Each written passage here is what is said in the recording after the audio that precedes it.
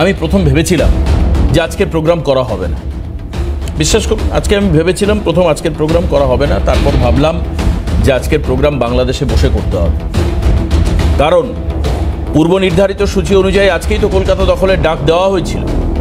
এখন শেষমেশ দেখলাম যে না, আমি ভারতেই আছি। যাই হোক, জানি না কখন কি হয়, তবে মনে একটা ভয় আছে। আমাদের এখানে ভারতবর্ষের মধ্যেও ভয় আছে, আমার মধ্যে, অনেকের মধ্যেই আছে। কিন্তু প্রাণ ভয়ের ছবিটা ভারতে ধরা পড়ছে না চোখে, আমাদের মধ্যে আছে। আমরা মনে করছি যে কোনো সময় হয়তো কলকাতা দখল হয়ে যেতে পারে, বাংলা, বিহার, উড়িষ্যা দখল হতে পারে।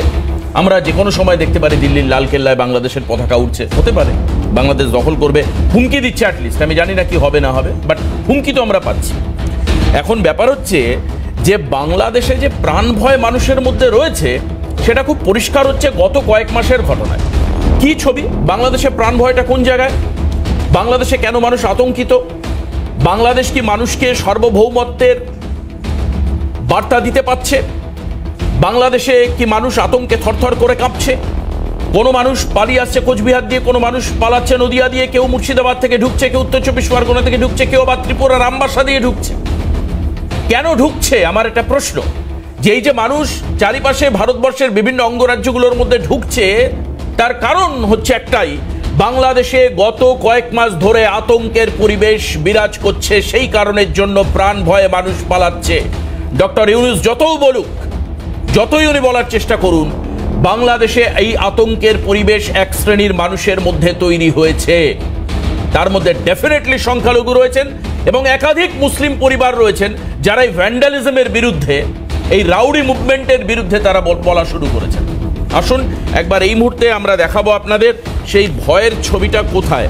আসুন দ্রুত একবার যাই, সেই ভয়ের ছবিটা আপনাদেরকে দেখাবো। আসুন আপনাদের সঙ্গে নিয়ে দ্রুত চলে আসি। দেখুন, আজকে দুটো জায়গায় অনুপ্রবেশের ঘটনা ঘটেছে, যদিও বিএসএফ গ্রেপ্তার করেছে। আপনাদেরকে দেখাচ্ছি চোপড়ার ছবি, উত্তর দিনাজপুরের চোপড়া। প্রাণ বাঁচাতে বাংলাদেশ ছেড়ে ভারতে। বেলাকোবায় আত্মীয়ের বাড়িতে যাওয়ার কথা ছিল, সীমান্তে বিএসএফ এক নাবালিকাকে আটক করে। আপনারা দেখতে পাচ্ছেন সেই ছবি, নাবালিকাকে আটক করা হয়েছে। প্রাণ ভয়ে সম্মান বাঁচাতে বাংলাদেশ থেকে ভারত পাড়ি দিয়েছিল সে। দেখাচ্ছি, বাংলাদেশের পঞ্চগড় জেলার বাসিন্দাই নাবালিকা। ইস্কনের ভক্ত হয়, তুলে নিয়ে যাওয়ার হুমকি দেওয়া হয়েছিল এই নাবালিকাকে বাংলাদেশ থেকে। সেই কারণে পালিয়ে চলে আসে ভারতে। বাড়িতে নাবালিকার বাবা মা দুজনেই অসুস্থ। আবার আই রিপিট এগেইন, বাংলাদেশের প্রশাসন শুনুক, বাংলাদেশ শুনুক, বাংলাদেশের পঞ্চগড় জেলার বাসিন্দাই নাবালিকা। প্রাণ বাঁচাতে তাকে ভারতে পালিয়ে আসতে হয়। কিসের প্রাণ ভয়? কারণ সে ইস্কনের ভক্ত। এই পরিষ্কার স্ট্র্যাটেজি, পরিষ্কার ইকুয়েশন। আসুন পরিবারের মানুষজন কি বলছে নাবালিকার, যে পালিয়ে এসছে উত্তর দিনাজপুরের বেলাকোবায় আত্মীয়ের বাড়ি যাওয়ার কথা ছিল, কিন্তু তার আগে বিএসএফ তাকে অবৈধ অনুপ্রবেশের জন্য গ্রেপ্তার করে। কি বলেছে তার আত্মীয়রা, শুনবো। স্যার, আমার সম্পর্ক ওই নাতিন হবে, তো আমি আমার ফোন নাম্বার ওরা জানে, সেজন্য আমি থানায় আসছি তো ওনাকে দেখা করার জন্য। তো ওরা তো ওইদিকে, ও আমাদের ইস্কনের ভক্ত বলে ও টর্চারিং করেছে, তারপর ওকে কিডন্যাপ করবে, এই ভয়ে তো ও আসছে। সেজন্য আমার ফোন নাম্বার ওরা নিয়েছিল, সেজন্য আমি আসছি দেখা করতে।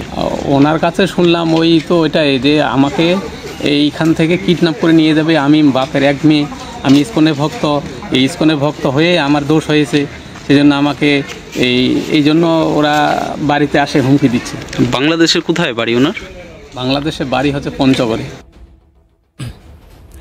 বাংলাদেশ থেকে পালিয়ে ভারতে শুধুমাত্র এই ঘটনা নয়, আজকে আমরা আরেকটি খবর করেছি, সেই ছবিও দেখাবো।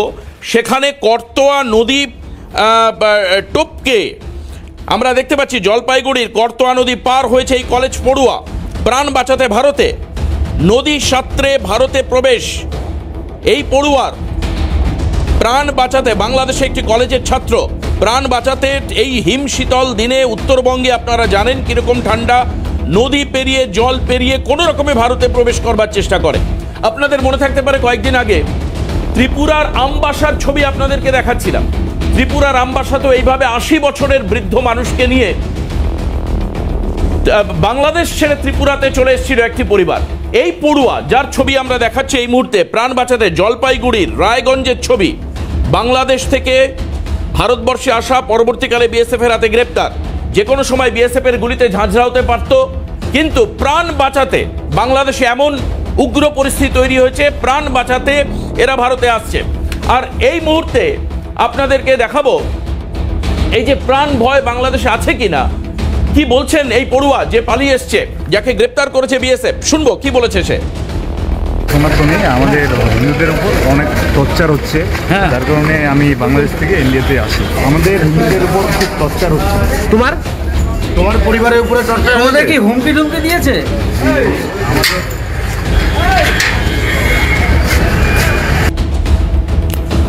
তার উপরে হুমকি চলছে, আপনারা শুনলেন হুমকি চলছে। কারণ কি, বাংলাদেশের ছবিটা একটু দেখাই।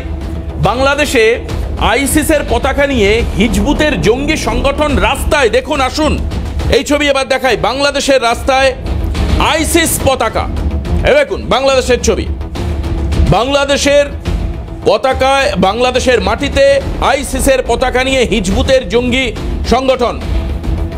বাংলাদেশের রাস্তার ছবি, আইসিসের পতাকা বাংলাদেশে। কয়েকদিন আগে আমি আবার রিপিট করব, তসলিমা নাসরিন একটি ফেসবুক পোস্ট করেছিলেন, সেখানে তিনি উল্লেখ করেছিলেন বেশ কিছু কালো আর সাদা পতাকার নিচে চাপা পড়ে গেছে বাংলাদেশের জাতীয় পতাকা।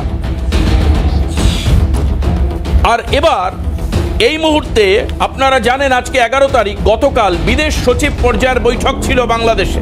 আর সেই বৈঠকের পর এই প্রথম বাংলাদেশ স্বীকার করে নিল কার্যত যে 88টি ঘটনা ঘটেছে সংখ্যালঘু নির্যাতনের।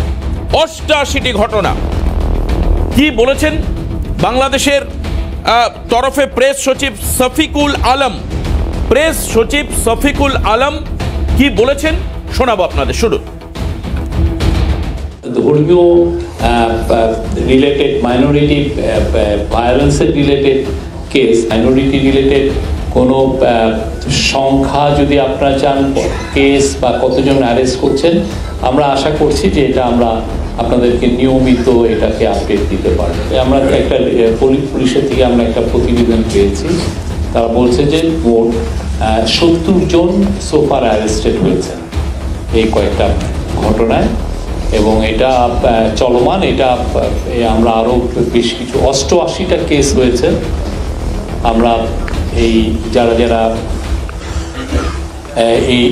এই মূলত এটা হচ্ছে অক্টোবর পর্যন্ত, এরপরে যেগুলো কেস সেগুলোর ক্ষেত্রেও বেশ কিছু কেস, এটা আমরা কালকে নাগাদ এটা টোটালটা ওরা ট্যালি করছে, তো সারা বাংলাদেশ থেকে এটা নেওয়ার জন্য অ্যারেস্টের সংখ্যা আরও বাড়বে এবং কেসের সংখ্যাও দু একটা বাড়তে পারে। আপনারা জানেন যে সুনামগঞ্জে একটা ঘটনা ঘটেছে এবং কিছু কিছু জায়গায়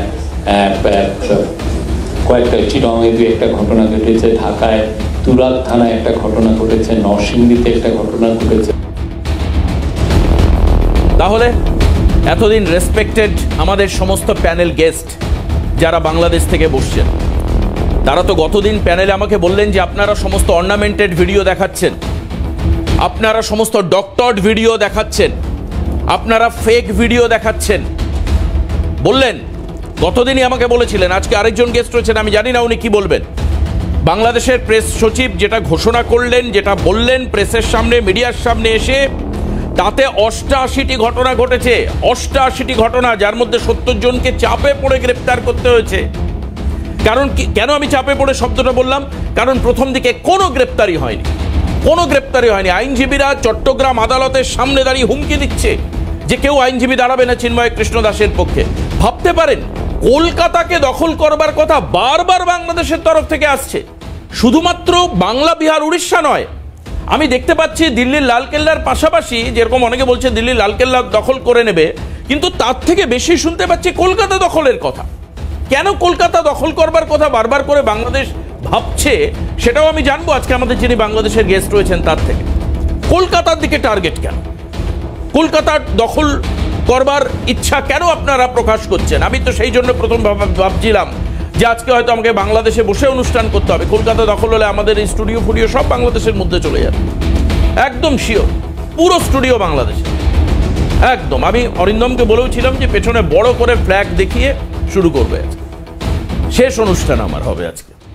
তো কিন্তু পাশাপাশি দেখায় বাংলাদেশ চাপে, কারণ 271 কিলোমিটার দখল করেছে আরাকান আর্মি। আরেক দিকের ছবি দেখুন, আসুন দেখাই। এক্সক্লুসিভ ছবি আমাদের হাতে। এই হচ্ছে আরাকান আর্মি।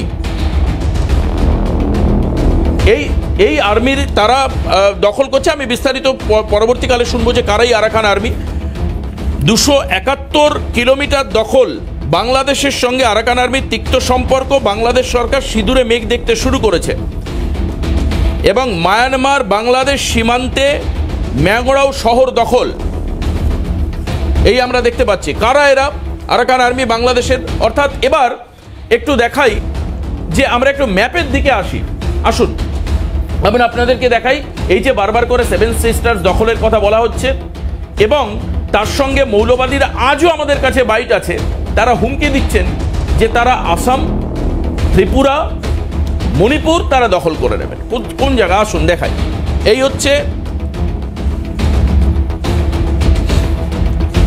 হচ্ছে আমাদের বাংলাদেশে। দাঁড়ান আমি দেখাই একটু আপনাদের।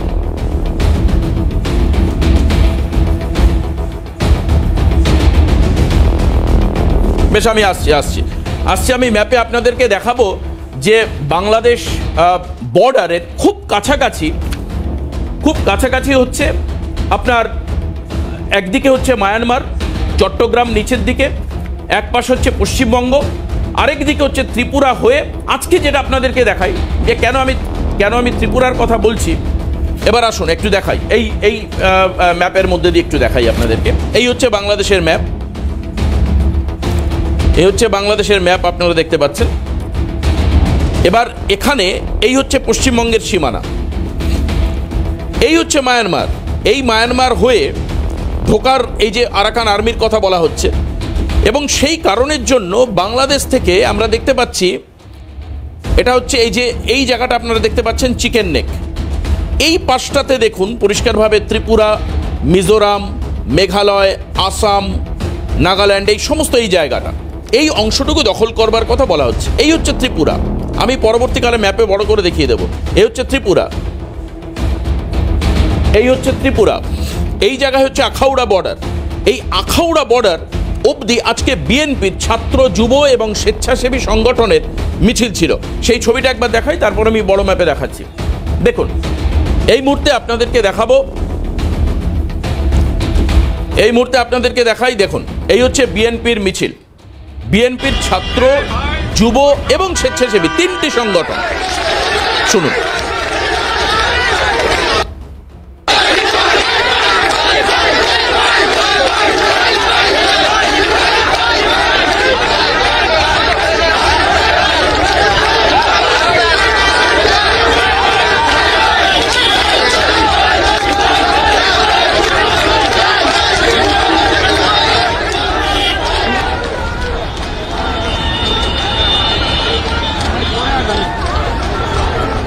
এই যে দেখাচ্ছিলাম, এই হচ্ছে বিএনপির আজকের মিছিল। আমি বিস্তারিত আলোচনা করবো কেন। এই দেখুন এই হচ্ছে বাংলাদেশ, এই হচ্ছে আগরতলা, এই হচ্ছে বাংলাদেশ, এই হচ্ছে বাংলাদেশ। খুব কাছাকাছি দেখুন কলকাতা। কাজেই কলকাতা হচ্ছে ফার্স্ট টার্গেট। হয়তো আমি একে বলতে পারি সফট টার্গেট। কেন কলকাতা সফট টার্গেট? দেখুন এই হচ্ছে কলকাতা, বাংলাদেশ, এই হচ্ছে একদম বাংলাদেশের লাগোয়া ত্রিপুরা, চিকেন নেক। এই পুরো অংশটা দখল করতে চাইছে বাংলাদেশ। যেরকমটা ওখান থেকে স্লোগান আসছে, যে স্লোগানগুলোর কথা আসছে, এই জায়গাটা, এই যে ত্রিপুরা দেখুন, এই হচ্ছে ত্রিপুরা। এবার আপনাদেরকে একটু দেখাবো এই ত্রিপুরার ম্যাপে আমি চলে আসি। দেখুন এই হচ্ছে ত্রিপুরা আগরতলা। আসি একটু দেখাই। এই হচ্ছে আগরতলা। আগরতলায় হচ্ছে বিশালগড়। আপনারা জানেন, যারা ত্রিপুরার অনেকেই দেখছেন এখানে উত্তর দিকে খোয়াই, কমলপুর। এই হচ্ছে ত্রিপুরার ম্যাপ। এই পুরোটা, এই যে ধর্মনগর একদম নর্থে, পানিসাগর, কাঞ্চনপুর, পুরো ত্রিপুরার ম্যাপটা আপনারা দেখতে পাচ্ছেন। এই আগরতলার কাছেই হচ্ছে, আগরতলার খুব কাছেই হচ্ছে এই যে দেখুন পরিষ্কার, যদি দেখানো সম্ভব হয়। সুবীর, আমার কলিগ সুবীর দেখাচ্ছে, এই আগরতলার কাছে হচ্ছে আখাউড়া বর্ডার। এই আখাউড়া বর্ডার পর্যন্ত আজকে বিএনপির মিছিল ছিল। এই আখাউড়া বর্ডার সরাসরি আগরতলায় গিয়ে মিশছে ফায়ার ব্রিগেড চৌমুনির কাছে। যারা আগরতলার মানুষ তারা জানেন এখান থেকেই বাংলাদেশে যাতায়াত হয়, এখানে বাংলাদেশে যাওয়ার জন্য পাসপোর্ট চেকিং হয়, এই আখাউড়া বর্ডার পর্যন্ত চলে আসে। অর্থাৎ এই যে ত্রিপুরার পুরোটা দখল করবার ইচ্ছা, সঙ্গে আসাম। এবার আপনাদেরকে একটু দেখাই আবার ইন্ডিয়ার ম্যাপে, দেখুন এই হচ্ছে আমি ভারতে চলে আসলাম। আসাম কোথায় খুব পরিষ্কার করে যদি দেখানো সম্ভব হয়, এই হচ্ছে চিকেন নেক, এটাকে ডিসকানেক্ট করে দিয়ে মেঘালয়, আসাম, নাগাল্যান্ড, অরুণাচল প্রদেশ, মিজোরাম, ত্রিপুরা, মণিপুর পুরোটা দখল। আমি হুমকি, এই যে আপনারা ভাবছেন যে যে আমি হয়তো বেসলেস কথা বলছি কিনা, আমি দ্রুত একবার আপনাদেরকে দেখাতে চাইবো যে আমি পুরো দেখাতে চাইবো যে ঠিক কি হুঙ্কার এসছে। আমরা কি এমনি এমনি এমনি দেখাচ্ছি বেসলেস আমাদের রিপ্রেজেন্টেশন, নাকি বাংলাদেশ থেকে হুমকি রয়েছে? দেখব।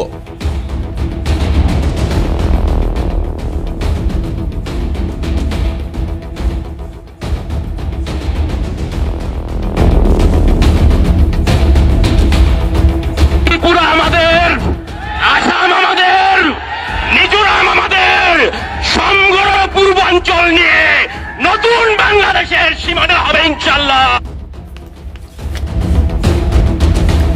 এই হচ্ছে বিষয়, সবটা ওদের, সবটা বাংলাদেশের। আমাদের সঙ্গে ব্রিগেডিয়ার আশিস কুমার দত্ত আছেন, আমি ব্রিগেডিয়ার দত্তকেও স্বাগত জানাবো আজকের অনুষ্ঠানে। সঙ্গে বাংলাদেশ থেকে আমাদের সঙ্গে সরাসরি রয়েছেন AKM শরীফুল ইসলাম খান, সাংবাদিক, রাজনৈতিক বিশ্লেষক। আপনাকেও স্বাগত জানাই আজকের অনুষ্ঠানে। আমি আপনাকে দিয়ে শুরু করি প্রথম আজকের অনুষ্ঠানে। এই যে বাংলাদেশের তরফে বারবার করে কলকাতা দখল করে নেব, উড়িষ্যা, বিহার, বাংলা দখল করব, কেউ বলছে আসাম, ত্রিপুরা দখল করে নেব, এই যে বাংলাদেশের যে আগ্রাসন, এই যে আগ্রাসী মানসিকতা, যেটা আমার এই ধরনের বক্তব্য শুনে মনে হচ্ছে, আমি এটা অফিসিয়াল কমেন্ট বলছি না, কিন্তু বাংলাদেশের বুকে দাঁড়িয়ে একের পর এক গত এক মাস ধরে এই ধরনের মন্তব্য আমাদের কাছে আসছে। প্রথম আপনারা এই ধরনের বক্তব্যকে মিথ্যা বক্তব্য বা ফেক বলেননি এখনো পর্যন্ত, অথবা অন্যদিকে এদের কাউকে আপনারা গ্রেপ্তারও করেননি। আমরা কি ধরে নেব তাহলে? ধন্যবাদ আপনাকে। আসলে আমি প্রথমেই কৃতজ্ঞতা জানাচ্ছি এসিএন নিউজকে, তারা আমাকে আবারও আজকে দ্বিতীয়বারের মতন আমন্ত্রণ জানিয়েছে আলোচনার টেবিলে, এবং ধন্যবাদ জানাচ্ছি সঞ্চালক সহ অন্য যারা আজকের সম্মানিত আলোচকবৃন্দ আছেন সবাইকে।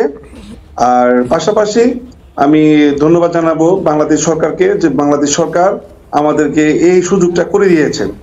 তো আসলে আপনি যেই প্রশ্নটা আসছেন, আমি গত অনুষ্ঠানেও বলেছি যে আপনারা যেই মানে অমূলক বা অবান্তর যে তথ্যগুলো উপস্থাপন করছেন, আমি ধরেই নেব এটা একটা অপসাংবাদিকতার পর্যায়ে পড়ে। দেখুন কোনটা অবান্তর একটু আমায় মেনশন করে দেবেন শরীফুল সাহেব। আপনাদের বাংলা, আপনাদের না, একটা মিনিট শুনুন। বাংলাদেশের প্রেস সচিব শফিকুল আলম তিনি বলছেন 88টি আক্রমণের ঘটনা ঘটেছে। আপনি একে অস্বীকার করতে পারবেন? আপনি সংখ্যালঘুদের কথা বলছেন? হ্যাঁ, উনি তো তাই বলেছেন। উনি তো তাই বলেছেন যে 5ই আগস্ট থেকে অক্টোবর নভেম্বর পর্যন্ত 88টি হামলার ঘটনা ঘটেছে। জি জি, সংখ্যালঘুদের উপর আক্রমণ হয়েছে, তাদের বাড়ি জ্বলেছে। তার ছবি আপনি চাইলে একের পর এক আপনাকে আমি ছবি উপহার দিতে পারি, একের পর এক ছবি। যেই ছবিতে আমরা দেখতে পাচ্ছি হিন্দু ছাত্রদের পেটানো হচ্ছে। কাজ করি, আমি বাংলাদেশের অনলাইন মিডিয়া অ্যাসোসিয়েশনের প্রেসিডেন্ট। আমি আপনাকে বলতে চাই, আপনারা যে সংখ্যালঘু ইস্যুটি নিয়ে বারবার আমাদেরকে একটু আপনার বিব্রতকর অবস্থায় ফেলার চেষ্টা করছেন, অপচেষ্টা বলবো আমি।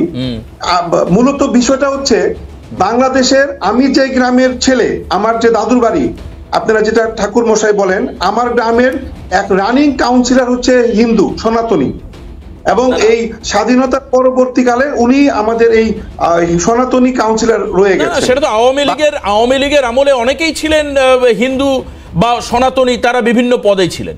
এখন তো কেয়ারটেকার গভর্নমেন্ট, আর এখন তো ইলেকশন হয়নি, এই কাউন্সিলর তো আগের কাউন্সিলর। জি জি জি জি আপনার মামার বাড়ি বা দাদুর বাড়িতে হয়নি, বা এখানে ঝন্টুদার বাপের বাড়ি হয়নি, বা ফাল্গুনিদির জ্যাঠার বাড়ি হয়নি, তার মানে সারা বাংলাদেশে হামলার ঘটনা ঘটেনি তা তো নয়। আপনি শুনুন, যেটা শেখ হাসিনা পালিয়ে যাওয়ার পরে বাংলাদেশে এখনো কোনো নির্বাচন হয়নি, শুধুমাত্র একটি মেয়র নির্বাচিত হয়েছে কোর্টের মাধ্যমে চট্টগ্রামের যে মেয়র। আমি যেটা বলতে চাচ্ছি, বাংলাদেশে সংখ্যালঘু সম্প্রদায়ের যে বিষয়টি বলছেন, 20 কোটি দেশের মানুষ আমরা, আমাদের দেশে 20 কোটি নাগরিক। এই ইনফরমেশনও আমার ত্রুটি আছে, কেউ বলছেন 14 কোটি, কেউ বলছেন 16 কোটি, কেউ বলছেন 20 কোটি। আপনি আগে কনফার্ম করুন আপনাদের দেশের লোক সংখ্যা কত, মিডিয়া ইনফরমেশন কি বলছে? কে বলেছে এই তথ্যটা বলুন তো? 14 কোটি 16 কোটি কে বলেছে? অনেকেই বলেছে এই তথ্যটা। 14 কোটি মুসলিম। আমি আপনাকে একটু পরে আমি আপনাকে ছবি সহ ফুটেজ দেখিয়ে দিচ্ছি, আমি দেখিয়ে দেবো, একটু সময় দিন। আপনি মিডিয়া প্রধান, আপনি তো জানেন যে একটা ফুটেজ দেখাতে গেলে আমাদের একটু টেকনিক্যাল সময় লাগে, দেখিয়ে দেবো আমি। 2020 সালে 18 কোটি জনগণ ছিল, বর্তমানে 20 কোটি ছাড়িয়েছে বাংলাদেশের জনগণ। আমি বলছি আপনাকে, আমি আপনার ন্যাশনাল টেলিভিশনে বলছি, এখন আপনার শেখ হাসিনা পালিয়ে যাওয়ার পরে তার দলে অনেক সনাতনীরা এমপি ছিল, মেয়র ছিল, কাউন্সিলর ছিল। তো স্বভাবতভাবেই অনেক বিচ্ছিন্নভাবে বিভিন্ন হিন্দু মুসলিম আওয়ামী লীগ নেতাদের বাড়িতে আক্রমণ হয়েছে, মারামারি হয়েছে। সেইখানে এই ধরনের ঘটনা 88টি ঘটনা খুব বড় সংখ্যা নয়।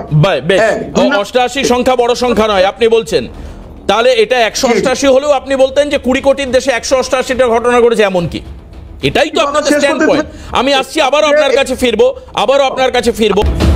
আবারও ফিরে আসলাম। আমাদের সঙ্গে রয়েছেন বাংলাদেশের আমাদের অত্যন্ত সম্মানীয় অতিথি শরীফুল ইসলাম খান। আজও আপনি বাংলাদেশে, আজও আমি ভারতে। আগামী দিনে জানি না, হয়তো আমি আপনার ওখানে চলে যেতে পারি বাংলাদেশে, বা আপনিও ভারতের মধ্যে চলে আসতে পারেন। এ তো আমি বলতে পারি না, কি মানে জিও লোকেশন কখন কি চেঞ্জ হয় পরিস্থিতির উপর ডিপেন্ড করবে। এখন আগামী দিনে আমি বাংলাদেশের অধিবাসী হব না, আগামী দিনে আপনি ইন্ডিয়ার অধিবাসী হবেন, সময় বলবে। আমি এই নিয়ে ঠাট্টা মজাক জোকস করতে চাই না, আমি সিরিয়াস নোটে আসতে চাই। আপনি আরেকবার দেখুন, যেখানে আপনার বাংলাদেশের প্রেস সচিব শফিকুল আলম বলছেন 88টি ঘটনা ঘটছে, আমি জানি না আপনি একজন সাংবাদিক হিসেবে কোন হিউম্যানিটেরিয়ান গ্রাউন্ডের উপর দাঁড়িয়ে বলছেন 88টা বাড়ি জ্বলেছে, প্রাণ মারা গেছে, আওয়ামী লীগের 4 জন খুন হয়েছে, এমন কি ব্যাপার? আপনি 88টি ঘটনাকে প্রথম ছোট ঘটনা বললেন আরেকজনের পর। ছোট ঘটনা এই প্রথম আমি শুনলাম যে 88টা বাড়ি জ্বলেছে, জমি দখল হয়েছে, ভায়োলেন্স।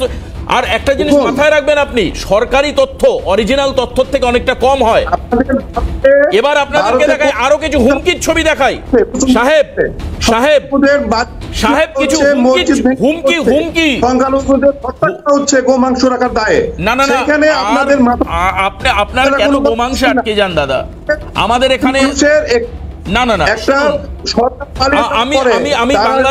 আমি বাংলাদেশের বিচ্ছিন্নতাবাদী কিনা জানি না, বা এরা বাংলাদেশের রত্ন না সম্পদ কিনা আমি জানি না। থ্রেটটা একবার শুনুন, একবার শুনে নিন, আমি আসবো আবার আপনার কাছে। আপনি একটু আপনারা যদি একটু ধৈর্য ধরতেন না, তাহলে হট করে 11 তারিখ কলকাতা দখলের ডাক দিতেন না। আগে তো বলবেন বনগা দখল করবো, চাঁদপাড়া, ঠাকুরনগর, এই সবগুলো টাকি, এগুলো দখল করে তারপর কলকাতার কথা বলতেন। কি ডাক দিচ্ছে?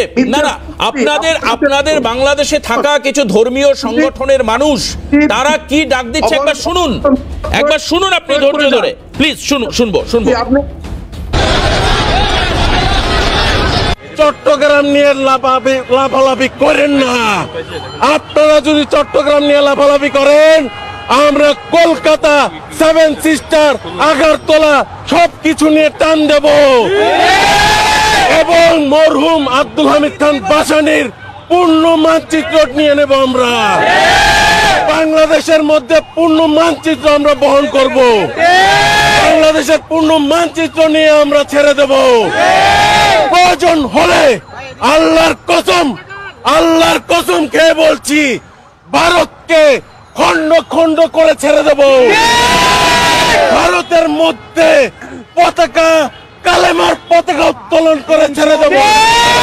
ভারত শাসন করবে মুসলমান। বাংলাদেশের মুসলমানের সাথে লড়তে এসো না। বাংলাদেশের মুসলমানের সাথে লড়তে এলে তোমরা বর্ডারে শেষ হয়ে যাবে। আমাদের যে বর্ডারের মধ্যে আখাউড়া, ব্রাহ্মণবাড়িয়ার ভাই বোনেরা আছে, ভাই বাদি দাও, যে মায়েরা আছে মাদের টেরার গায়ে তো তোমরা শেষ হয়ে যাবে। বাংলাদেশের সাথে কোনো পায়তারা করতে এসো না, তোমরা এক কোপে পাড়া বলি করো, আর আমরা বোতা দাও দিয়ে গলা চিরিস্তত করে দেব। আচ্ছা শরীফুল সাহেব, এই ব্যক্তির নাম আমি জানি না, এই ব্যক্তিকে তো গ্রেপ্তার করা উচিত ছিল। উনি দা দিয়ে মানুষ কাটার কথা বলছেন ওপেন ফোরামে, রাস্তার মধ্যে দাঁড়িয়ে। বাংলাদেশ সরকার গ্রেপ্তার করার সাহস দেখিয়েছে? দেখুন আমি আপনাকে বলি, আপনাদের মিডিয়াতে যখন বলা হয় চট্টগ্রাম দখল করে নেওয়া হবে, বাংলাদেশ পুচকে দেশ, বাংলাদেশ ভয় পেয়েছে, তখন বাংলাদেশের কোনো নাগরিক যদি কোনো রকম মন্তব্য করে সেই দায়ভার আমিও নিব না, আমার সরকারও নিবে না। তবে আপনি যেটা বলছেন, যদি রাষ্ট্রবিরোধী বা কোনো আইন সে লঙ্ঘন করে থাকে, সেই ক্ষেত্রে তার বিরুদ্ধে সরকার ব্যবস্থা নিতে পারে। আপনারা একজনকেও গ্রেপ্তার করেন, একজনকেও আপনারা গ্রেপ্তার করেননি। ভারত বিরোধী স্লোগান, বিচ্ছিন্নতাবাদী স্লোগান করেছেন, গ্রেপ্তার করছেন না। আপনারা কেন আওয়ামী লীগের যে লক্ষ লক্ষ হাজার হাজার নেতা কর্মীরা পাসপোর্ট 20,000 পালিয়ে ভারতে আশ্রয় নিয়েছে, মানুষকে হত্যা করে, তাদের কোনো গ্রেপ্তার করছেন না? আপনারা সংখ্যালঘু চিৎকার করছেন, মিথ্যের ভান্ডার খুলে বসেছেন আপনাদের মিডিয়াগুলোর মধ্যে। আপনারা বিগত দিনে আপনাদের মিডিয়াতে বেশ কিছু মিথ্যে সংবাদ প্রচার করেছেন, যেটা আন্তর্জাতিক মহলে আমাদের কাছে বলা হচ্ছে যে। আপনাকে বলি এবার আমি ব্রিগেডিয়ার দত্তর কাছে আমি আসছি। দাদা আমাকে একটু সময় দিন, আমি ব্রিগেডিয়ার দত্ত শুনুন। 11ই নভেম্বর থেকে আপনি বলছেন না আওয়ামী লীগ লোকেরা কেন আসছে, 11ই নভেম্বর থেকে এক মাসের মধ্যে 4 জনের মৃত্যু হয়েছে আওয়ামী লীগের নেতার। বাংলাদেশ জেলে বন্দী ছিল, সেই ইনফরমেশন আমাদের কাছে আসছে, বিস্তারিত দেখাবো আপনাকে। এবং সঙ্গে ব্রিগেডিয়ার দত্ত আমাদের সঙ্গে রয়েছেন, আমি দত্তর কাছেও যাব, আপনার কাছে আসবো। আপনি সঙ্গে থাকুন, সবার কথা শুনুন, অবশ্যই আপনার কথা। আমি প্রত্যেকের বক্তব্যের পরে আপনার পাল্টা কি আপনি বলতে চাইছেন আমি অবশ্যই আপনার কাছে যাব। আমি মেজর শরীফ, আমি বলে দিচ্ছি ভারতকে যে ট্রেনিং আমরা নিয়েছি, যে যুদ্ধ আমরা করেছি, আমরা শুধু 2 লক্ষ সৈনিক না, আমাদের সাথে 18 কোটি জনগণ আছে। আমাদের ট্রেনিং, আমাদের দক্ষতা ভারতের চেয়ে অনেক বেশি। আমরা যদি একবার সাহস করে আমার দেশকে যুদ্ধ করবে, আমরা বলে দিচ্ছি 4 দিনের মধ্যে আমরা কলকাতা দখল করে নেব, আমরা দখল করে নেব, আসাম দখল করে নেব। যেই বক্তব্যের পরে একটু কনফিউশন থাকে আমি দেখেছি বাংলাদেশে, তারপরে ওনারা ইনশাল্লাহ কথাটা বলে। এর আগেও বলেছিল আমেরিকা দখল করে নেবো ইনশাল্লাহ, কলকাতা দখল করে নেবে, কনফিউশন আছে ইনশাল্লাহ, ঈশ্বরের নামে ছেড়ে দিচ্ছে, আল্লাহর নামে ছেড়ে দিচ্ছে, মানে আল্লাহ দখল করে দেবে। এ কি মোয়া, জয়নগরের মোয়া দখল করে হাতে দেবে?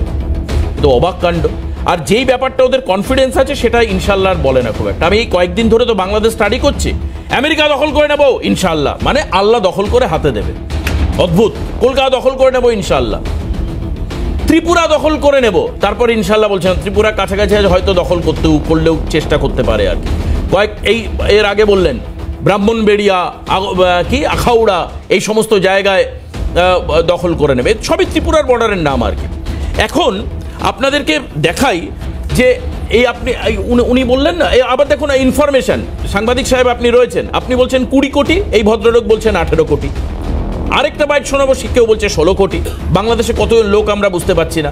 এবার যদি ম্যান টু ম্যান ফাইট হয়, আপনি তো আর্মির কথা বলছেন না, বলছেন 2 লক্ষ আমাদের আর্মি, কিন্তু 18 কোটি লোক তারা গিয়ে ঝাঁপিয়ে পড়বে ভারতের উপরে। আপনাদের আইডিয়া আছে ভারতে কত লোক সংখ্যা, মানে পশ্চিমবঙ্গে কত লোক সংখ্যা আইডিয়া আছে? শুভেন্দু অধিকারী বলছে শেখ হাসিনা বৈধ, অন্তর্বর্তী সরকার অবৈধ। তো এই বিজেপি নেতাকে কেন এখন পর্যন্ত অ্যারেস্ট করছে না? না, অন্তর্বর্তী সরকার অবৈধ বলেছেন এই মর্মে, কারণ এই সরকার ভোটের দ্বারা জিতে আসেননি। ইন্টারিম গভর্নমেন্টে তো জনমানুষের পার্সপেকশন নেই। আপনি সাংবাদিক, আপনি জানবেন এগুলো। আসুন এবার দেখাই, একটা মিনিট আসছে। আরে আপনি, আচ্ছা আপনি শুধু বললে হবে, আর কেউ বলবে না? শুধু আপনি বলবেন সেটা কি হবে? সেটা সেদিন হবে যেদিন আপনি আমার স্টুডিও দখল করে নেবেন, সেদিন হবে। সচিব বাংলাদেশ ছিল 2 দিন আগে, অবাক কাণ্ড। আরে শুধু আপনি বলবেন, আর কেউ বলবে না? সবাই বলবে। একটু দাঁড়ান, আপনি বলছেন 18 কোটি লোক, আপনাদের বাংলাদেশে বারবার করে বলতে শুনছি মানুষকে জড়িয়ে দেওয়া, সাধারণ মানুষ। আর্মি না পারলে কি হবে? 18 কোটি লোক গিয়ে লাফিয়ে পড়বে ভারতের উপরে। ভারতের লোক সংখ্যা কত আইডিয়া আছে? আরে পশ্চিমবঙ্গের লোক সংখ্যা 10 কোটি, পশ্চিমবঙ্গ ত্রিপুরা যোগ করলেই 11 কোটির উপর লোক আছে।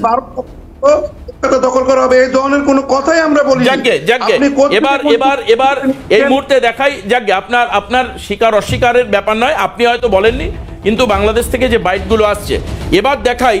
আমাদের এখানে জনসাধারণকে ট্রেনিং দেওয়া হচ্ছে না। মুক্তিযুদ্ধে ভারতীয় আর্মি বাংলাদেশি লোকেদেরকে ট্রেনিং দিয়েছিল, মুক্তিযোদ্ধা হিসাবে তারা সামনে এসেছিল, লড়াই জিতেছিল। একদিকে পশ্চিম পাকিস্তানের অ্যাটাক, একদিকে পূর্ব পাকিস্তানের আক্রমণ। এই দুই আক্রমণকে একই সঙ্গে সামনে ছিলেন তদানীন্তন প্রধানমন্ত্রী, তার মস্তিষ্ক প্রসূত প্ল্যান, এবং সেনা প্রধান এবং আর অন্যান্যরা সবাই।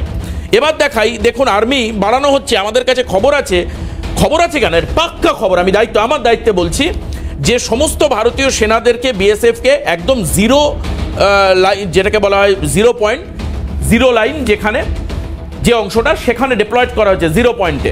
এবং অন্যদিকে ব্যাক সাপোর্টের জন্য যশোর রোড থেকে আর্মির গাড়ি কিন্তু কন্টিনিউ বিএসএফ এবং তাদের ব্যাকিংয়ের জন্য, সাপোর্টের জন্য প্রথম ফরওয়ার্ড লাইন মুভ করে চলে গেছে একদম সীমান্তে 0 পয়েন্টে, সেখানেই দেখছেন টহলদারি চলছে, এখানকার ছবি। আর অন্যদিকে পেছন দিকে ব্যাকআপ দেওয়ার জন্য ভারতীয় সেনা এর মধ্যেই বিভিন্ন বর্ডারে, কারণ বর্ডারটাও তো অনেকটা, প্রায় 3,500-4 হাজার কিলোমিটার বর্ডারটা তো একটুখানি জায়গা নয়, এই সমস্ত জায়গায় ডিপ্লয়েড চলছে। আপনাদেরকে একটা স্পেশাল ট্রেনিংয়ের ছবি দেখাই। এখানে জনমানুষকে ট্রেনিং দিচ্ছেন না, আমাদের প্যারামিলিটারি ফোর্স এনএসজি, দেখুন এনএসজি ট্রেনিং চলছে। আজকে একটা ট্রেনিংয়ের ছবি এসছে, এই ছবিটা হচ্ছে দুর্গাপুরের কাঁকসার জঙ্গলে, কাঁকসার ঘন জঙ্গল। আমার প্রশ্ন, আমি জানি না, ট্রেনিংয়ের ছবি অবশ্যই আমরা দেখাবো না, কিন্তু ব্যাপার হচ্ছে যে এই যে গভর্নমেন্ট অফ ইন্ডিয়া লেখা গাড়িতে, এরা ইন্ডিয়ান আর্মি, জনগণের ট্রেনিং নয়, এটা এনএসজি স্পেশাল ট্রেনিং চলছে। চট্টগ্রাম পাহাড়ি অঞ্চল ঘন জঙ্গলে লড়াই করবার জন্যই কি তবে স্পেশাল ট্রেনিং এই উদ্ভূত পরিস্থিতিতে হচ্ছে? প্রশ্ন দেখুন, এটা হচ্ছে কাঁকসার ছবি, 48 ঘন্টার একটা ট্রেনিং আছে, আজকে থেকে শুরু হয়েছে, 48 ঘন্টা টানা চলবে। এবং গ্রিন করিডর করে বিশেষ বাহিনীকে নিয়ে আসা হয়েছে, গাড়ি ঘোড়া সব অন্যান্য আটকে দিয়ে গ্রিন করিডর করে। আমি দেখাবো, আমাদের প্রতিনিধি রাজেশ সেনগুপ্ত এই ঘন জঙ্গলে সেনাবাহিনীর ট্রেনিংয়ের ওখানে উপস্থিত ছিলেন, যদিও তিনি ট্রেনিংয়ের ছবি করেননি। কি বলেছেন তিনি শোনাবো, রাজেশ সেনগুপ্ত কি বলছে একবার শোনাও অরিন্দম। রয়েছে শ্যামারূপা মন্দিরে, সেই গড় জঙ্গলে কিন্তু দেখা যাচ্ছে যে বিশেষ যে বাহিনী, সে বাহিনী আমরা দেখানোর চেষ্টা করবো, যে বিশেষ বাহিনী, কমান্ডো বাহিনী, তাদের বিশেষ ট্রেনিং গড় জঙ্গলে। এবং কেন এত বেশি তৎপরতা এই মুহূর্তে, অর্থাৎ বাংলাদেশের যে মুহূর্তে অবস্থা সঙ্গী, সেই অবস্থায় এত তৎপরতা কেন, সে ব্যাপারে এখনো পর্যন্ত সেনাবাহিনীর যারা রয়েছেন তারা জানাতে পারছেন। ইতিমধ্যে পুলিশ প্রশাসনে যারা আছে তারা কিন্তু গোটা রাস্তা কিন্তু ব্লক করেছেন, এবং গ্রিন করিডর করে পানাগড় যে সেনা ছাউনি আছে সেখান থেকে এই বাহিনী, বিশেষ যারা বাহিনী রয়েছে সে বাহিনীকে নিয়ে আসা হয়, এবং তারপর তাদের শ্যামারূপা মন্দির যে গড় জঙ্গলের রাস্তা, ঠিক এই রাস্তা ধরে কিন্তু সেই জঙ্গলে তাদের বিশেষ কমান্ডো বাহিনী ট্রেনিং হবে। এবং এই ট্রেনিংকে ঘিরে স্বাভাবিকভাবে কৌতূহল কিন্তু জেগেছে মানুষের মধ্যে। দুর্গাপুরের কাকসা থেকে রাজেশ সেনগুপ্ত, ক্যালকাটা নিউজ। তাহলে যে খবরটা রাজেশ তুলে ধরলো, বা আমরা যেটা তুলে ধরলাম আপনাদের সামনে, এই স্পেশাল ট্রেনিং হচ্ছে এনএসজি প্যারা কমান্ডো। এদের ট্রেনিং অন্য রকমের, মানে আপনি বলছেন 18 কোটি মানুষ, আপনি যদি ইউটিউবে সার্চ করে দেখেন যে ইন্ডিয়ান প্যারা কমান্ডো বা এনএসজি, এদের অ্যাক্টিভিটিস, এরা একা অন্তত 10,000 লোকের সমান, বুঝলেন তো? কাজে সেই হিসাব করতে গেলে আবার সমস্যা, একাই 10,000 লোকের সমান। তো যাই হোক, এদের স্পেশাল ট্রেনিং চলছে। আমি ব্রিগেডিয়ার দত্তর কাছে যাব। ব্রিগেডিয়ার দত্ত, আপনার পূর্ব অভিজ্ঞতা এবং বর্তমান উদ্ভূত পরিস্থিতিতে এই যে সীমান্তে যে নিরাপত্তা বাড়ানো হচ্ছে, যেভাবে স্পেশাল ট্রেনিং হচ্ছে বিভিন্ন জায়গায়, কিসের ইঙ্গিত এগুলো?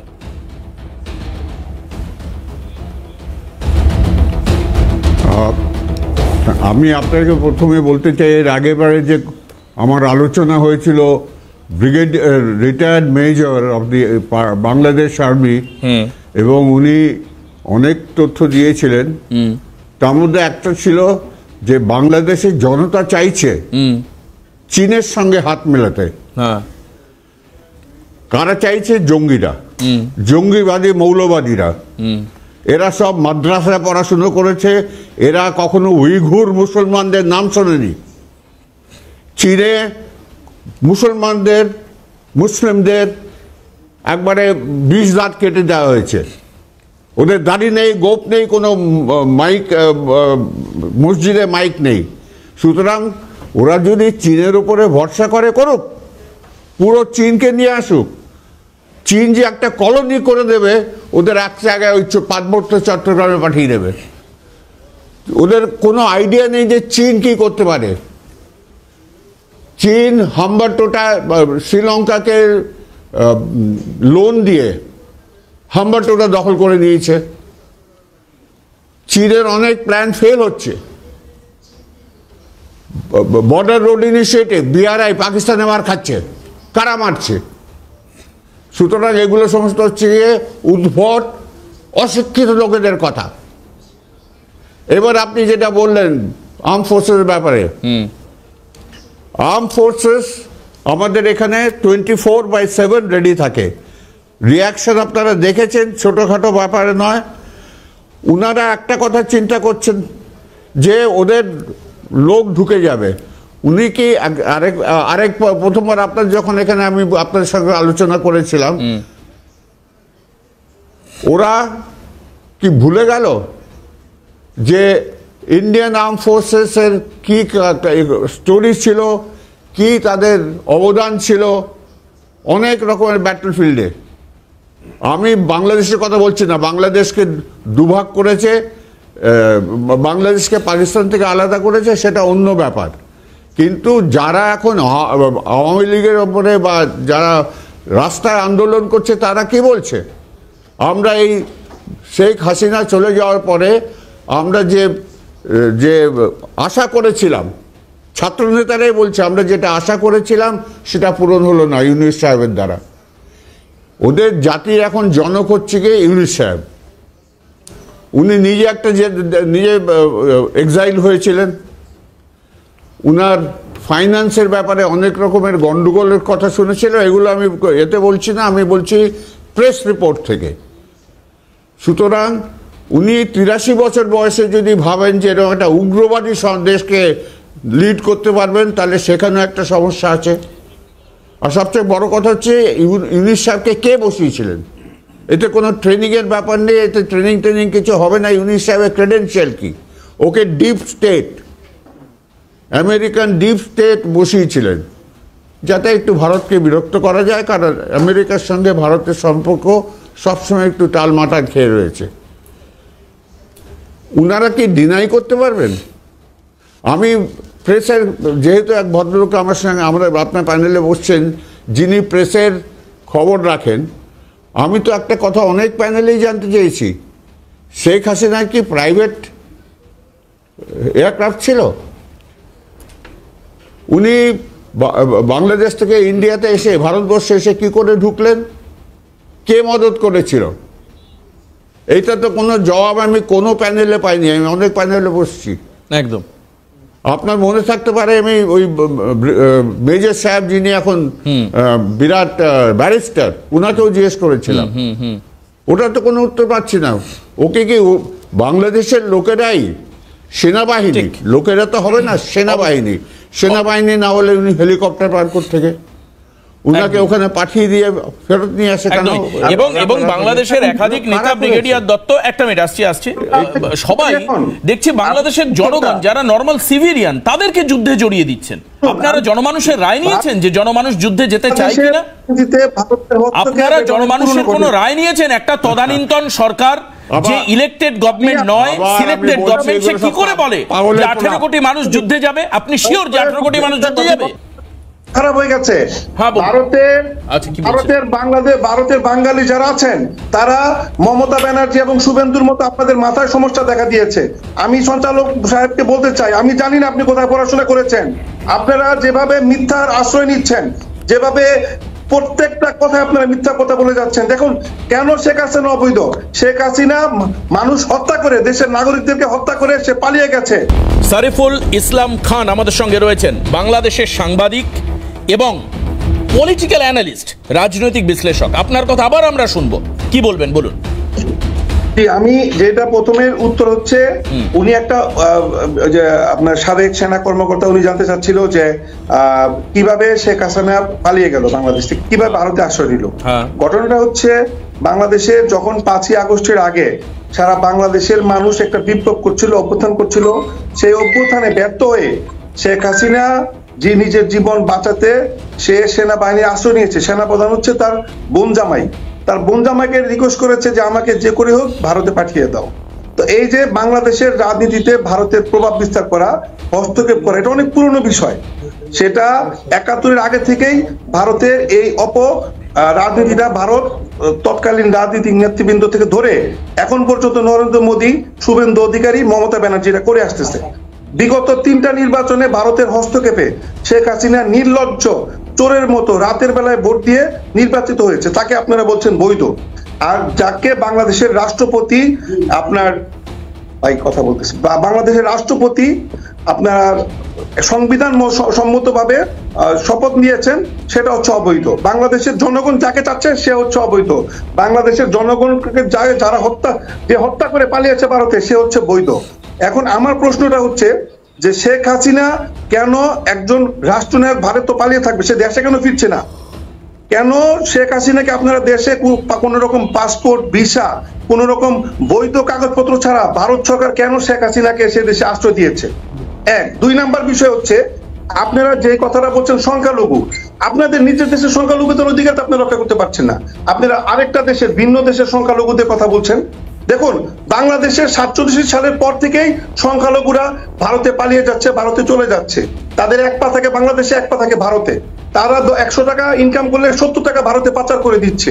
আপনারা বলছেন সংখ্যালঘুদেরকে করছে, অত্যাচার করছে বাংলাদেশের মানুষ। এই যে মিথ্যে তথ্য দিলেন, ৯ জন নিহত হয়েছে, একজন মানুষ হত্যা হয়নি, নিহত হয়নি বাংলাদেশে। আপনার সঙ্গে চ্যালেঞ্জ করছি, বাংলাদেশে ৫ই আগস্টের পরে কোন সংখ্যালঘু হত্যা হয়নি। আমরা মন্দির পাহারা দিয়েছি, বাংলাদেশের ইসলামী সমাজ, বাংলাদেশের সাংবাদিক সমাজ, বাংলাদেশের নারী সমাজ রাতের বিরাতে দুর্গাপূজার মধ্যে মন্দির পাহারা দিয়েছি আমরা। শেখ হাসিনার দোসররা মন্দির ভেঙে এগুলো আমাদের ঘাড়ে চাপিয়ে দেওয়ার জন্য তারা এইসব অপচেষ্টা করেছে। বাংলাদেশের হিন্দু মুসলমানরা ভারতে গেলে তাদেরকে জোর করে পাসপোর্ট ছিনিয়ে নিয়ে তাদেরকে মিথ্যে স্টেটমেন্ট দেওয়া হচ্ছে, তারা আবার পরে সেগুলো ফাঁস করে দিচ্ছে। এখন আপনাদের প্রভাব, এই দাদাগিরি বন্ধ করুন, দয়া করে এই ভারতের দাদাগিরি বন্ধ করুন। আপনারা লিখছেন 10 মিনিটে বাংলাদেশ দখল করবেন, আপনারা 10,000 বছর বাংলাদেশ দখল করতে পারবেন না। বাংলাদেশকে তো সহজ ভাববেন না। এই বাংলাদেশ ৩৬০ জন আউলিয়ার পুণ্যভূমি, এই বাংলাদেশে ক্ষুদিরামের জন্ম, এই বাংলাদেশ তো সহজ না। আপনারা যত সহজভাবে বলছেন, বাংলাদেশ কারো হাতের ফাঁক দিয়ে পড়ে যায়নি। আমরা কোনো পরনির্ভর না। আমরা, পাকিস্তান আমাদের শত্রু, ভারত আমাদের শত্রু, কিন্তু আমরা শত্রু মনে করি না। তারা আমাদের সঙ্গে, তাদের সঙ্গে আমরা বাণিজ্য করি, তাদের সঙ্গে আমরা সাংস্কৃতিক আদান প্রদান করি, তাদের সঙ্গে আমরা একটা বন্ধুত্ব ভাবাপন্ন বজায় রাখি। ভারতের তো কোনো বন্ধুই নাই। ভারতের একমাত্র বন্ধু ছিল বাংলাদেশ। সে বাংলাদেশকে আপনারা নষ্ট করতে যাচ্ছেন। আপনাদের প্রতিবেশী, আপনারা বলুন কোন রাষ্ট্র আপনাদের বন্ধু? আপনাদের নেপাল আপনারা শত্রু বানিয়েছেন, ভুটানকে আপনাদের শত্রু বানিয়েছেন, মালদ্বীপকে আপনারা শত্রু বানিয়েছেন, শ্রীলঙ্কা আপনাদের আগে থেকে শত্রু, পাকিস্তান আপনাদের আগে থেকে শত্রু। বাংলাদেশে ভারতের একদম সত্যিকারের বন্ধু ছিল, এখনো আছে বা থাকবে, কিন্তু সেই বন্ধুত্বের টাকা আপনারা হাত দিচ্ছেন। কিন্তু ভারতের পররাষ্ট্র সচিব কিন্তু অত্যন্ত সুন্দর, অত্যন্ত একটা ভূমিকাপূর্ণ আলোচনা করে বাংলাদেশে গেছেন যে বাংলাদেশের সঙ্গে আমাদের সম্পর্ক থাকবে, আমরা বন্ধুত্বপূর্ণ সম্পর্ক রাখবো, আমরা বাণিজ্য করব, দুই দেশের মধ্যে কোনো সমস্যা নেই।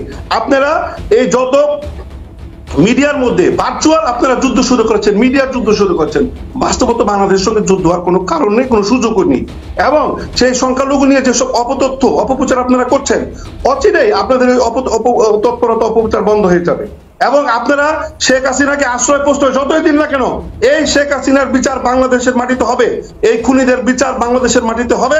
এবং বাংলাদেশের সংবিধান অনুযায়ী, বাংলাদেশের আইন অনুযায়ী, বাংলাদেশে যারা ছাত্র না, 14 জন সনাতনীকে হত্যা হয়েছে, সেই আন্দোলনে 14 জন হিন্দু ছেলে নিহত হয়েছে।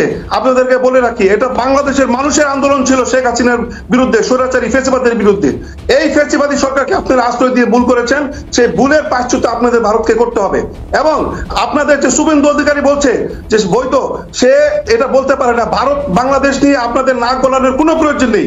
আপনারা বন্ধু, আপনারা বন্ধুত্বের জায়গায় থাকুন। ধন্যবাদ। 47 সালে যখন দেশ ভাগ হলো, 47 সালে দেশ ভাগের পরে অনেক হিন্দুরা ইন্ডিয়াতে চলে গেছে এবং অনেক মুসলিমরা পাকিস্তান, বাংলাদেশ চলে এসেছে। এই যে 47-এর পরে যেটা একটা ভুল ভাগ হয়েছে, আমি আগের বলেছি টকশোতে, বাংলা ভাষাভাষীদের জন্য একটা আলাদা রাষ্ট্র দরকার ছিল, যেটা না করে আপনার তৎকালীন নেতা মহাত্মা গান্ধী এবং সরোয়ার্দী শেরে বাংলা ফজলুল হকরা যেটা করলো, মাওলানা আবুল কালাম আজাদরা যেটা করলো, যে বাংলা ভাষাভাষীদের জন্য আলাদা রাষ্ট্র না করে তারা শুধুমাত্র ধর্মের ভিত্তিতে একটা দেশ ভাগ করলো, দুটো দেশ ভাগ করলো, ভারত এবং পাকিস্তান। আমরা কিছুতে পাকিস্তানের অংশ হতে পারি না, পাকিস্তান আমাদের থেকে বহু দূরে, কিন্তু সেই ভুল ভাগের কারণে তখন থেকেই এই হিন্দুদের ভারতে যাওয়া শুরু হয়েছে। কিন্তু বাংলাদেশে সরফুল সাহেব, বাংলাদেশের ছাত্র নেতারা বলছে প্রয়োজনে পাকিস্তানে ফিরে যাব। আচ্ছা, একটা বিরতি নিই, বিরতির পর ফাল্গুনীদের কাছে এসে আমি জানবো, একটা বিরতি নিতে হবে দাদা, একটা বিরতি নিতে হবে। রাধামোহন বাবু আমাদের সঙ্গে রয়েছেন, রাধামোহন বাবু এখনো বলেননি, রাধামোহন দা বলবেন। সঙ্গে আমি ধন্যবাদ জানাবো ব্রিগেডিয়ার আশিস কুমার দত্ত, আমাদের সঙ্গে আজকে 9টা পর্যন্ত থাকবেন। অবশ্যই আপনাকে ধন্যবাদ এই অনুষ্ঠানে, আপনার গুরুত্বপূর্ণ মতামত আপনি বলেছেন। পরবর্তী অনুষ্ঠানে আপনার জন্য আগাম আমন্ত্রণ থাকলো। আজকের জন্য ধন্যবাদ। একটা বিরতি নিচ্ছে, বিরতির পর ফিরে এসে এই যে আপনি বলছেন শরীফুল সাহেব যে হিন্দুরা প্রথম থেকেই ভারতের দিকে পা বাড়িয়েছিল, আমি জানি না এই ভারতের দিকে পা বাড়িয়েছিল পার্সেন্টেজ কমলো, তাহলে যারা মুসলিম, যাদেরকে আপনারা সম্পদ মনে করছেন, এই মুসলিমরা তো দিনের পর দিন ইনফিল্ট্রেশন, ইনসার্জেন্সি হয়েছে কন্টিনিউ। তারা প্রতিবেশী আমাদের, এই যে বলে সম্প্রদায়ের শব্দ হচ্ছে ডেমোগ্রাফি চেঞ্জ হয়ে গেছে। আপনি মুর্শিদাবাদ, দিনাজপুর, মালদা, উত্তর 24 পরগনা, দক্ষিণ 24 পরগনার একাধিক জেলা, কিভাবে ডেমোগ্রাফি চেঞ্জ হয়েছে আপনার আইডিয়া আছে? পার্সেন্টেজ 20% থেকে বেড়ে 38% অব্দি মুসলিম হয়েছে। তাহলে মুসলিমরা কেন আসছে বাংলাদেশ থেকে? কাছে যাব, কিন্তু তার আগে আজকে এক ছাত্র নেতা, আমি অরিন্দমকে রিকোয়েস্ট করবো, এক ছাত্র নেতা, যেটা আমরা রেখেছিলাম, আজকে এক ছাত্র নেতা বাংলাদেশের, সে কি বলছে আপনাকে শোনাবো একটু পরে, কিন্তু আপনি উত্তর দেবেন যে কেন সংখ্যা গুরুরাও দিনের পর দিন পশ্চিমবঙ্গে চলে আসছে।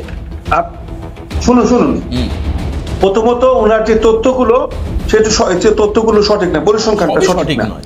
দ্বিতীয়ত হচ্ছে কিছুই সঠিক না, সব আপনাদের সঠিক।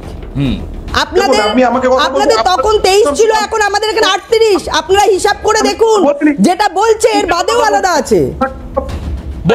আপনিই তো বলছেন দাদা, আমরা বলছি কোথায়? আপনিই তো বলছেন, বলুন। চুপ থাকুন, কথা বলতে দিন আগে। আপনি যেটা বলতে চাচ্ছেন, আপনার তথ্যগুলো পরিসংখ্যানগতভাবে ভুল হতে পারে, আপনি নিজে করেননি, এটা বিভিন্ন সোর্স থেকে আপনি নিয়েছেন। এখন আপনি যেটা জঙ্গি কথা বলছেন, পৃথিবীর বিভিন্ন দেশ, বিশেষ করে আমেরিকা, রাশিয়া, তারা বিভিন্ন দেশে জঙ্গি সৃষ্টি করে, জঙ্গির কারখানা তৈরি করে, যেমন আইএস। এখন বাংলাদেশে সে একই অবস্থা হয়েছে।